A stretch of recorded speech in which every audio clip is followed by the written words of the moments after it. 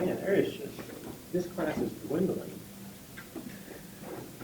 Everybody's doing okay, just nobody will show up. All right. Questions? Yes, sir. I'm having problems On 27, 4227? Yeah, I don't have all the numbers memorized, so. I don't know section numbers or not, I mean, sorry. 4227, all right, let's use our algorithm for 3 to the 2003 modulo 99. 2003. Okay, if you want to use, I mean, one of the things that you can go through on a process like this, you know, like the two techniques, not like algorithm 5 here. You could use things like, you know, like Octave.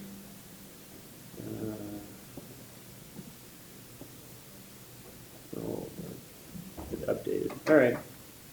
Or I suppose I could go online, but you can get Octave on a couple of things like that. Use MATLAB, which uses M-Files MATLAB code to do that. Where what you would do is just simply say, if you go through a process, you would do what's called a partial product, like they start off with, you know, the whole idea of, say, the answer always starts at 1, for I equal 1, going up to 2003. The answer is simply the answer times 3, and then, oops, as far as the code goes, mod of A times 3, comma, 99, suppress your output, and then A is your actual answer. We'll just spit that out. You just go through it once. It's this is the easiest way I could possibly think about doing it as code, right? But that requires the 2003. All right, to do fewer loops, what you have to do, this is lots of loops. To do fewer loops, like on their particular algorithm, the first thing I have to do is to do this as 3, I'm going to have to take 2003 into what is this in base 2, and then modulo 99, right? So I'm going to have to figure out this in base 2 first. So what is 2003, which is obviously base 10, and move this into base 2. All right, what's our process of doing that? So we start off with 2003 is our n, and then what are the two things that we find? If we do it as an algorithm, we would find the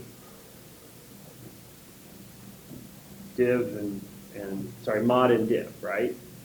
So if we go through this, if you would, a spreadsheet would be good for this, right? Because div and mod are built into it, and this would be just a straight down table, right? So we could say, okay, we're going to do n, and we're going to modify n with 2 values. We're going to take a table to find the modulus, and then the div, and then we're going to do this idea of a copy. So we start off with 2003, and we're going to take mod 99, and we're going to take div 99 of that, and we're just going to make this a nice little table.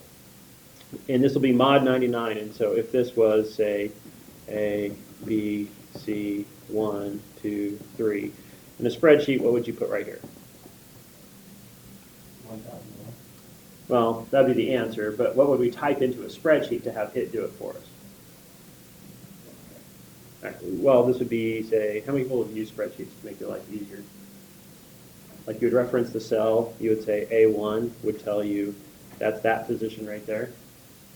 And so all you would do is say, okay, I want, in this here, you would type, I want to take the modulus of A1 comma 99.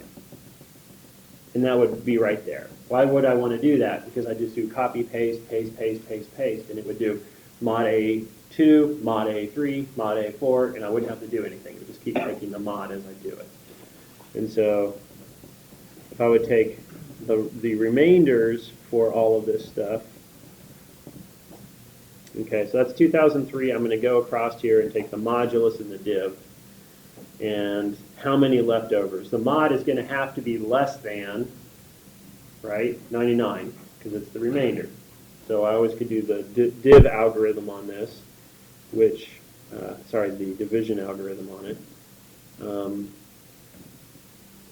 Get rid of the spreadsheet notation since we're not having a spreadsheet. And all right.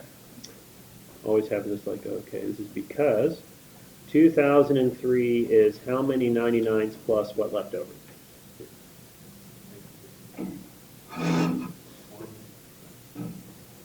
Anybody?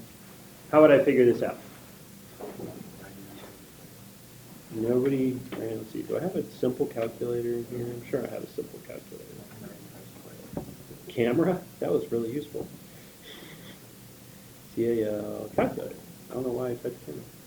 All right, so 2003 divided by 99 is equal to 20, right? So 20 times. And so delete that and say, okay, 2003 minus 20 99s is 23. So what's the div? 20. What's the mod? 23. And so we would go back here and say, camera, there were 20 99s with 23 left over, and so that's 23. Wait, why am I taking mod 99? Let's take a time out of my brain. We're doing mod 2. We're taking this and putting it in binary. I'm thinking of the answer rather than the middle part of this thing. Go away.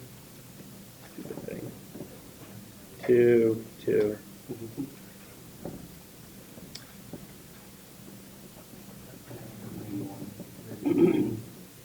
So how many 2s are in there? So we have 1,001 2s with 1 left over, so 1 and 1,001. So now we have 1,001. Let's take mod 1, and there are 500. Then I go to 500. The mod is 0. There are 250. Now for 250, the mod is still 0. And the div is 125. Now I have 125, the mod is 1, and 124, 62. But then for 62, the mod is 0, and there's 31. But for 31, the mod is 1. Now we're down to 15. 15, the mod is 1. We're down to 7. 7, the mod is 1. We're down to 3. 3, the mod is 1. We're down to 1. Am I doing this right? Yeah. 1, the mod is 1. The div is 0. Everybody okay with that? So, what we have now, and what's the order of this? The first number I found was the number on the far right. So it would be written, this direction is going right to left. But honestly, I don't care, right? Because what I'm going to do is, I start on the right, so I could actually just leave it in this order, right? I could sit there and say, okay, what really matters to me is actually this order. And so my power, n, is actually just simply 1, 1, 0, 0, 1, 0, followed by 1, 2, 3, 4, 5 ones. And ran out of room. So let's move this over here. I don't need you. Don't need you, obviously. Go away. Don't need you. None of that matters. Take this. Let's go ahead and move it over and up a bit. So what really matters to me, and I don't need you in here.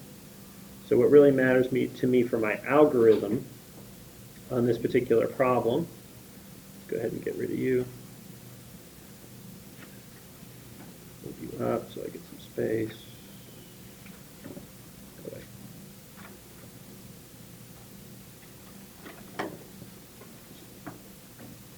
So I found that my n is actually 1, 1, 0, 0, 1, 0, 1, 1, 3, 4. Do it right. 1, 2, 3, 4, 5, right? 1, 1, 0, 0, 1, 0, 1, 2, 3, 4, 5. Okay, so that's my n.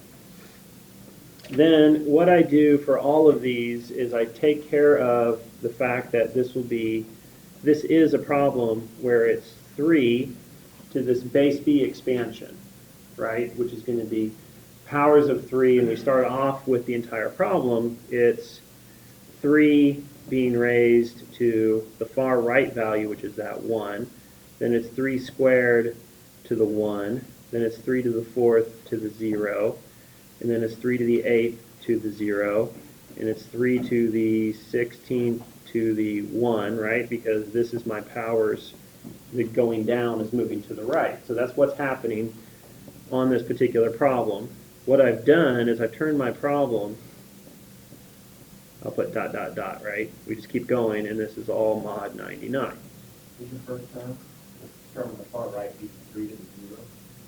No, it's 3 to the 1. Because it's always 3, and then we're just simply working it out. We have a group of 3, and then the number 1 is only there when we do the algorithm because it's what's called a partial product.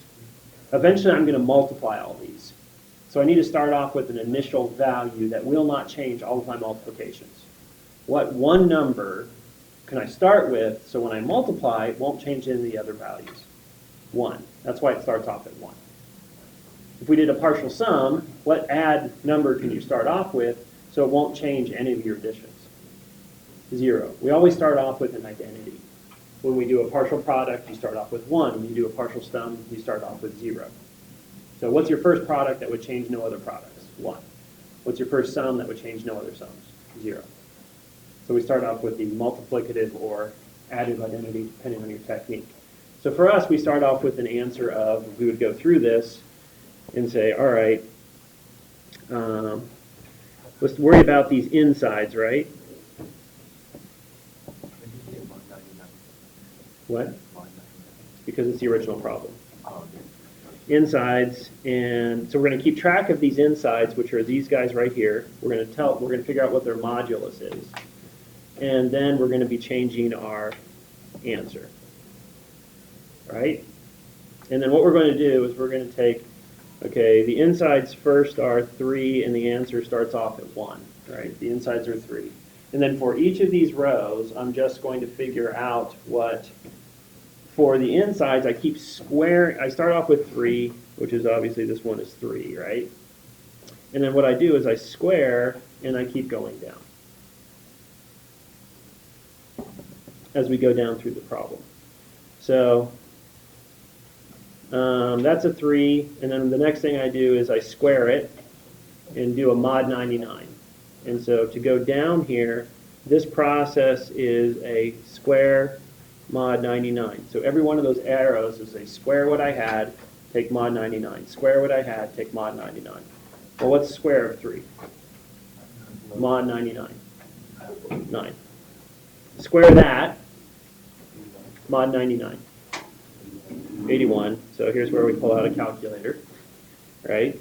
So we'll sit there and go, okay, when I do ones like this, I'll do it by hand. So we'll just simply do 81 squared, leave all this out. All right, so 81 times 81 equals that. Now I need a mod 99. So we would divide it by 99, all right, and I get 66, right, for that one. So really what I'm going to do is I'm going to take that and take away 66 99s. All right, so now I'm at 27. So that tells me that in this position here, go to another one so it quits doing this on me. So this position goes to 27. We can really skip it because the n is 0, right? No, we have to do the bases. You just Because don't add the it in. answer changes. It skips for the answer. But on the other hand, the bases are just the bases. And we're just using this fact that I have to calculate the bases, and I will use them or not in the answer, but to get the next base, I have to know it. Right? So the bases are always going up. For example, I am going to eventually use, like, well, actually, this very next problem, right? It's the old base, the old inside, squared. But if I didn't keep track of the old inside, I wouldn't know what the old inside squared was. So to keep doing all of them, I have to do, this just tells you, does this value change? And it would say, no, you're not going to use the old answer, just copy it. It's not going to modify it. So instead of taking the mod 99 at this point, could we just keep it in the, like the squared, keep like 81 squared would be 6, 5, No, 9? no, because it'll grow too big. That's the whole point of bringing them back down. Because at the 6,000, you're going to square that. Well, would you rather do 6,000 squared or 27 squared? Right, that's the whole idea. Make them numbers smaller than 99. And so then we go back and we say, all right, what's 27 squared? And so we'll do what's 27, all right. What's 27 times 27? All right, that's at 729. What is that divided by 99? That's 7, right? And so what I would do is go back here and say, I'm going to take away minus 7 99s. So my mod's 36. So 27 becomes 36. Again, every one of these, what are we doing? We're squaring, modding. And so now we're at 36. The hope is as you do this, you'll get a pattern. And for a reasonably small number, when I do it, you'll start to see that, let's say eventually 9 showed up. If 9 shows up, you already know the next answer. 81, 27, 36. That's normally what you hope to see is a cycle occur, if you're lucky. If not, you're just going to have to keep going, and then I'm going to go, okay, what's 36 squared? Okay, then we go back here. All right, fine, so what's 36? Delete the entire thing out. What is 36 times 36? And we're going to divide by 99. That's 13. So I'm going to go ahead and take away 1399, so my mod's 9. Hey, that's actually, I'm done. Right? So that becomes 9. So I already know my answers.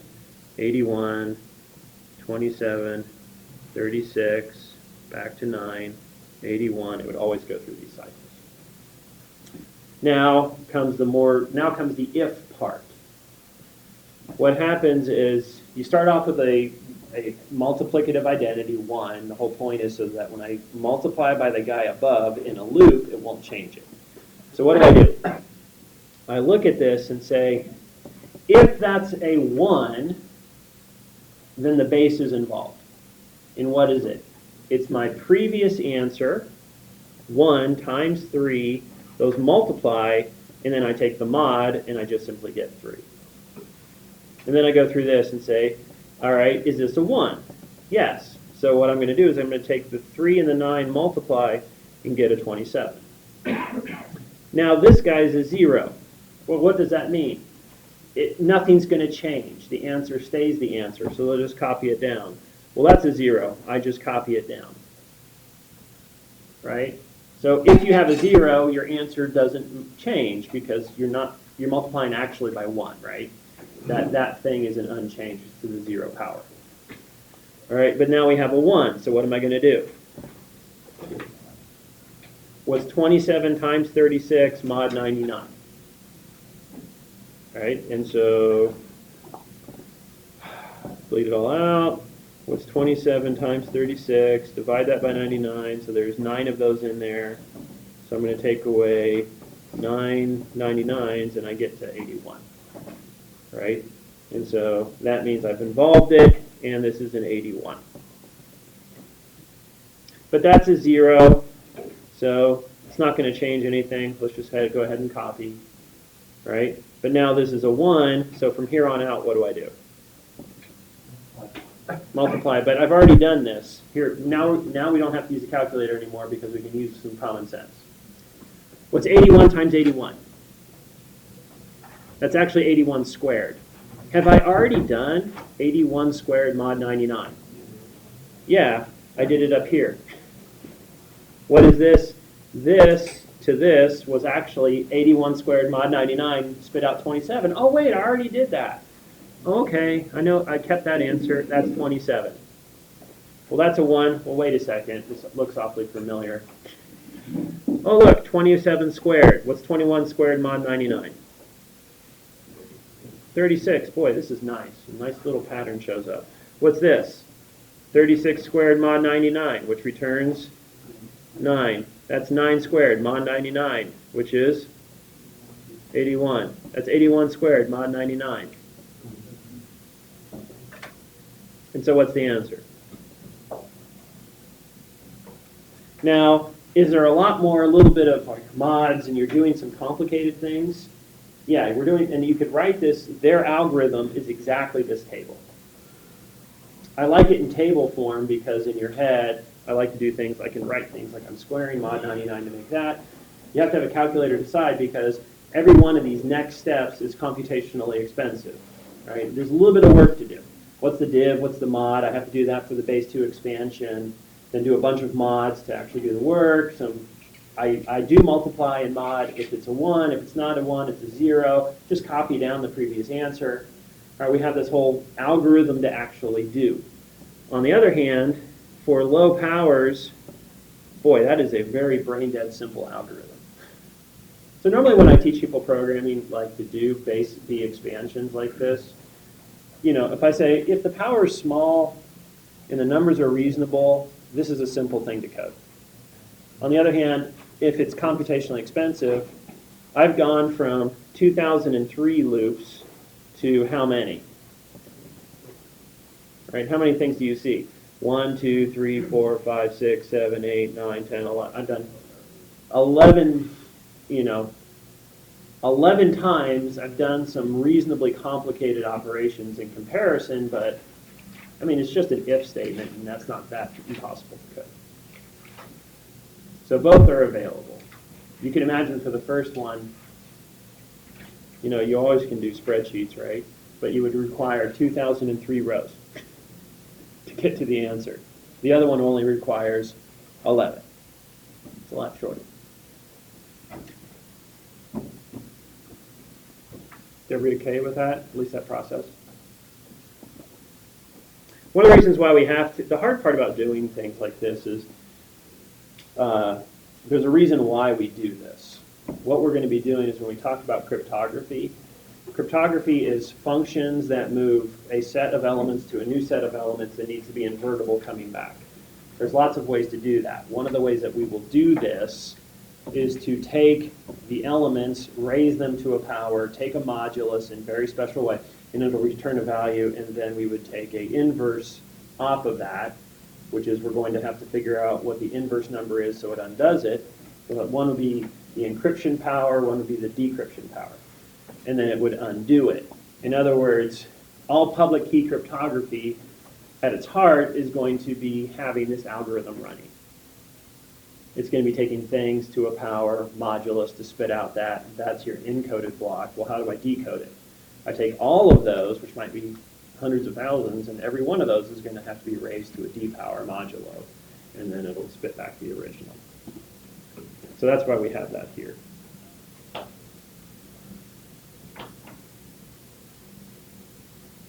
In other words, if I would look at this, if this would be cryptography, the number 3 has been moved to the number 27. If this was valid. And then decrypt would be, can I get 27 and have it spit back out the number 3? How do we do that?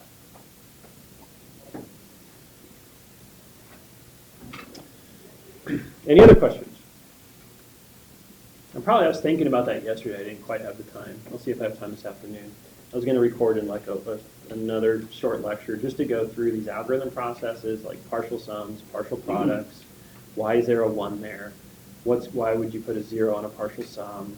How would you code it, and have some examples and some places you could use. And also show you how to do it in a spreadsheet, how to do it in, say, Sage, which is using MATLAB, as a language, or Python, things like that make things easy. The nice thing about Sage is it's online. You don't just have a browser anywhere, you just run it. So if you're interested in it, you can go up to Sage Math. Just look up Sage Math and it'll work out. All right. Because you really don't want to do this the hard way, which would be, you can use symbolic engines like Maxima, Maple, MuPad, Mathematica. They would actually take 2 to the 2003 and say that's a string, and it would spit out, treat it as a string instead of a number, which is string manipulation. It would spit out the real number, and then take modulus of that, which is always an interesting algorithm. All right, 4.3. What we're going to do for 4.3 is we're going to consider the numbers themselves.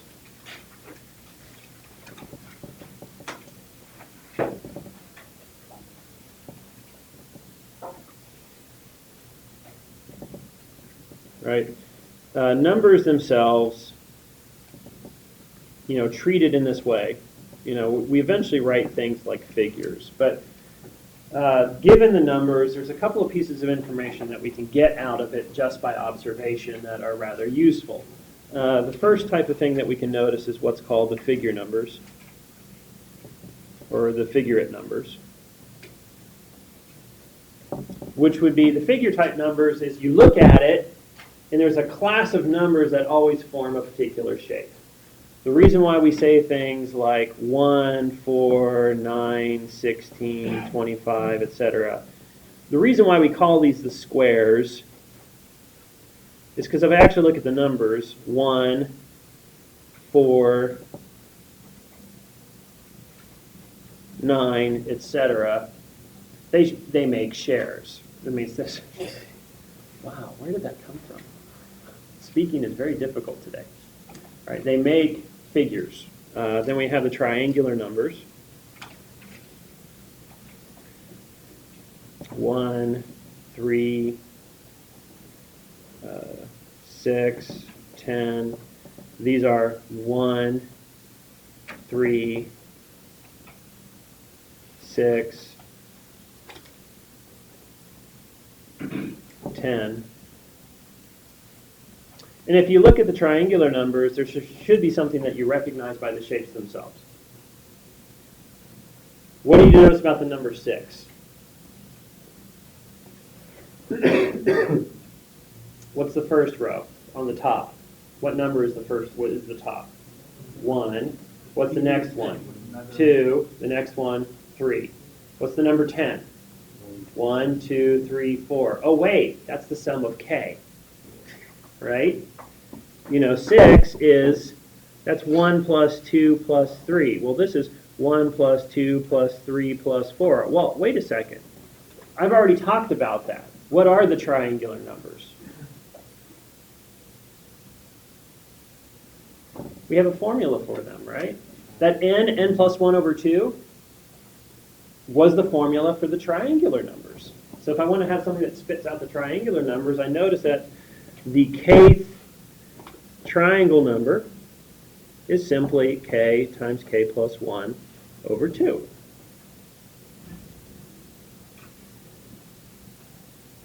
Because I know it's a sum from 1 to k. That's what these things are.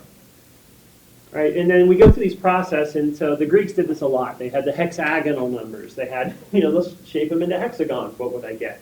And fill these all these things sorts out. So they would create all these figurate numbers, and they would have discussions. They would notice that every square is the sum of 2 neighboring triangular numbers. Right? Because what is 6 plus 10? 16, which is a square. And if I look at a square, I would notice that if I would go along the diagonals, like on, for example, 9, what is 9 along this diagonal? A 1, a 2, a 3, a 2, a 1. Well, that's 1 plus 2 plus 3, and then 1 plus 2. That's the 2 neighboring, the second and the third triangular number added together is the third square number.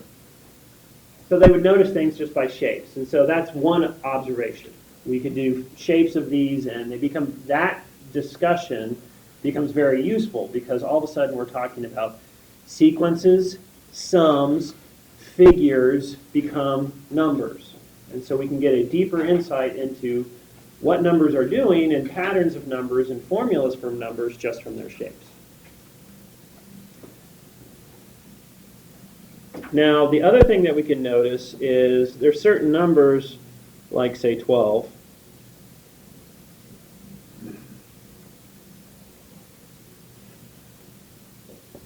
so there's a 12, and say versus, say 7.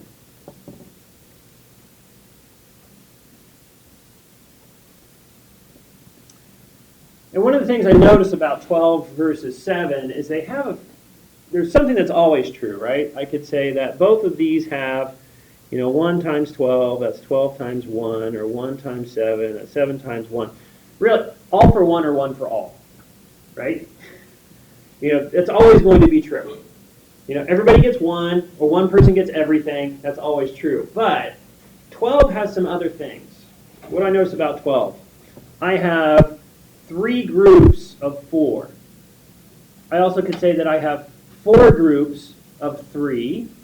I could say that I have 2 groups of 6, and then 6 groups of 2. And so we could kind of go through this and say, oh, look, I could have 3 4s, I could have 4 3s, I could say that I have 2 6s, and really since those are equal, or 6 2s, those are really the same, right? If I would look at it this way, I could say that 1 can have them all, 2 people can have 6, 3 people could have 4, 4 people could have 3, 6 people could have 2, or 12 people could have 1. There's all these ways of sharing it. Compare that to 7. Well, 1 person could have everything. Well, that's always true. What about 2 people? Can they share it evenly? No. What about 3? No. What about 4? No. What about 5? No. What about 6? No. Boy, that's very different. So 1 is shareable, and 1, outside of 1 for all and all for 1, 1 is shareable, the other is not. And so if we would look at this and say, you know what? These types of numbers where outside of all for 1 and 1 for all, it's non-shareable. We'll call these numbers prime. These numbers, on the other hand, where we have beyond all for 1 and 1 for all, there's other ways to do it. We will call these things not prime, or rather composite. And then that's what we'll do. What numbers, ignoring 1 and your number, what numbers are actually capable of being broken up into even parts? Which numbers cannot?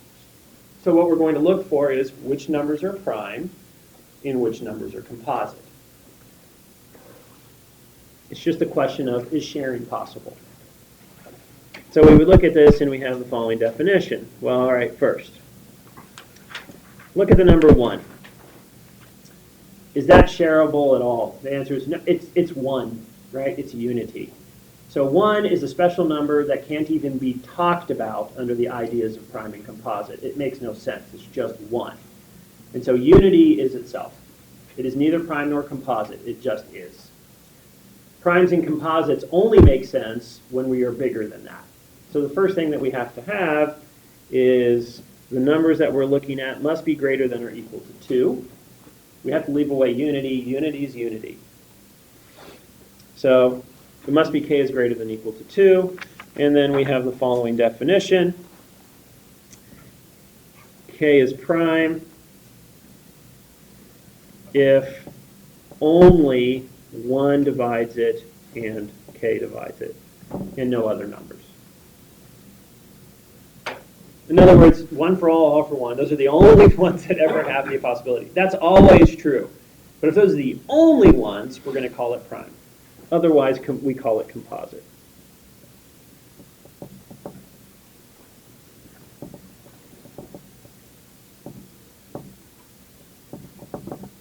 What does it mean to be composite? We found some other number that divides it. So for example, just look at these shapes. It's pretty easy to say 2 is what? Well, it splits. Well, no, that's all for 1 and 1 for all. So 2 is prime. It's the only even prime. 3 is prime. 4 is not, because we can break it up into even 2, 2.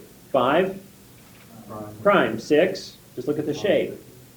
It's not. It's composite. So we could go through here and break these things up. We could say, what are the primes? What are the non-primes? So we have 2, 3, 4, 5, 6, 7, 8, 9, 10, 11, 12, 13, 14, 15, 16, 17. Why is 17? Because what numbers divide 17? Just 1 and 17 and nobody else. 18, 19, 20, 21, 22. Which way? 23, 24. What do I notice down here? Starting at 4, what do I notice for the number 4 on? There's something pretty easy to see. 4, 6, 8, 10, 12, 14, 16, 18, 20, 22, 24. All multiples of 2 are composites, right? Because 2 is a prime. Look at the number 3. 3 is prime, but what do I notice about 6, 9, 12, 15, 18, 21? They're all there because they're multiples of 3, right? So they're all composites. Once you hit a prime, I notice that every multiple of that prime is obviously going to be a composite. So all of those above are immediately gone. They fall down into the composite. In the beginning, obviously you run into lots of primes. But once you run into primes, everybody above that that's a multiple of it is no longer a prime. It must be a composite. That technique forms what's called a sieve, and the sieve of Aristophanes. And sieves are the way we normally find, all the first order primes of a particular nature, if we want to figure out which things are primes and which ones are not. There's other things that we notice. First off, for the primes, there's only one even. All the other primes are what? Odd. So if you're checking numbers for primes and it's not 2, you just simply, one of the easiest check is it even or odd? If it's even, it's obviously not prime. Right? And if you were going to say, we'd only check the odds, generate a big odd, is it prime or not? And you check out those particular versions. Other ones are things like 11 and 13. Those are odds that are right beside each other. Those are called prime pairs. And one of the questions is, I wonder how often prime pairs occur. Generating these out, if I would form a sieve,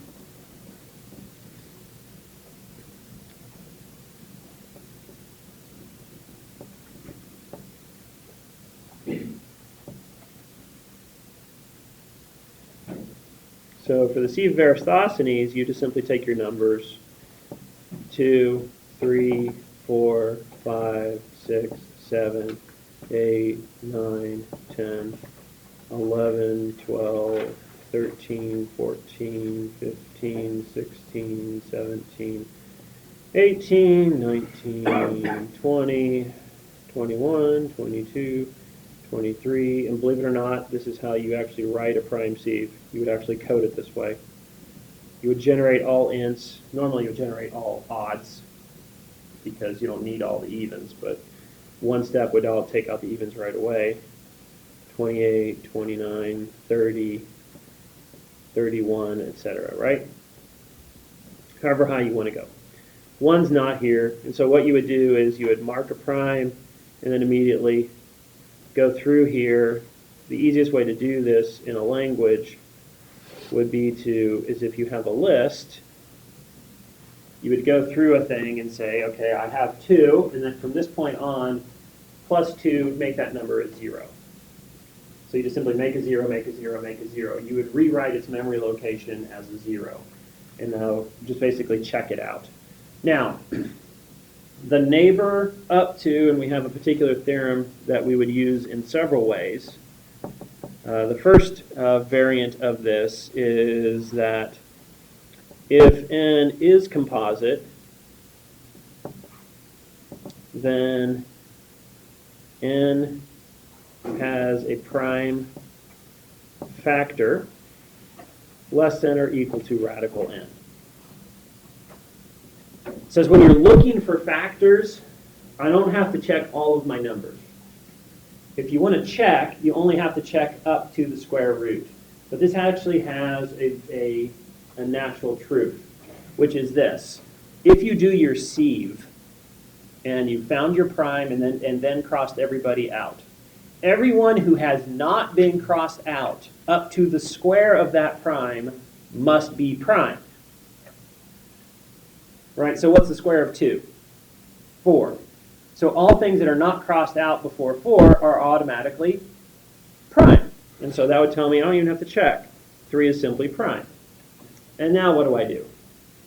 Cross out, cross out, cross out, cross out, cross out, cross out, 24, 27, 30, I would cross out, 33, right? Might as well write that. So 32, 33 has now been crossed out, right? All right, but then I can use this theorem again. All numbers below what? What's the square of 3? 9. So that means 5 and 7 are automatically prime. They just have to be. You don't even have to check them. But let's go to the first, because they're below 9 and they haven't been crossed out. So they must be prime. And so, okay, 5 must be prime. I'm going to go ahead and cross out 10, 15, 20, 25 is the only new one, 30. Those are all crossed out because of the evens, right? So 35 is out. All right. Now if I wanted to, I could just stop and I would know what? All numbers not crossed out up to what? 25 are all automatically prime. So what have I found? 2, 3, 5, 7, 11, 13, 17, 19 are all 23. Looks like it was crossed out, sorry. 23 isn't neat. I need to make this neater. And 23 are all prime. I don't even need to check. I just immediately know it. But I don't have to mark them yet. What if I go to 7? I cross out 14, I cross out 21, I cross out 28, I cross out 35, but those are already crossed out. But what would that tell me if I would gone through a larger list? Everybody up to 49. So only finding 7 and crossing out multiples of 7 would allow me to find all primes up to 49. So what if I wanted to find all primes up to 100? I just have to cross out the 7s, right? Which would actually go, the 11th is my next, but the square of 11 is 121. Right? So that would actually tell me that, no, I didn't just find all the way up to 49. I found all the way up to 121. Because 11 is only going to cross out, those, and then, so we would just simply go through it as we do it. So we would really just go up to 11, cross it out. All right, now I know it's up to here, now I know it's up to here. So we can get very large blocks of prime by only going up to essentially the square root of the number you're interested in. We just have to check those and have them cross out. Is everybody okay with that generator? So we can get some reasonably good sized primes. And the other is, instead of doing it this way, we can use this particular technique to check if something's composite. So this can be used to quickly find all of the lower order